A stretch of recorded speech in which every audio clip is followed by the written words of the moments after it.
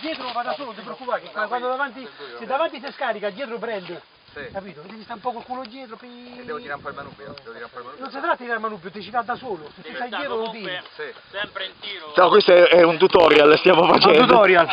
Non fate come Papito. Ma un quadro non ci hai mai pensato. Papito, e questo per un tutorial, racconta quello che è successo, racconta quello che è successo. È video. È successo che ho sbandato e sono andato nel burrone. Ma una domanda, non sarà che hai una Yamaha e il problema sia questo? Ma il problema sono io, la Yamaha va bene, anzi, il problema sono io. Ma secondo te come mai in 20 metri due Yamaha sono andati in default? Ah, ma sempre io però. Sempre No, una la tua e una è questa. Allora lui ha forato. Io poi sono ondista, non so per la Yamaha. Sono ondista, solo che siccome sono ondista c'ho pure le rovinarle nel fuoristrada. Sono delicate. Sì. No, veramente c'ho anche un XR. L'XR ce n'ho 3 di XR.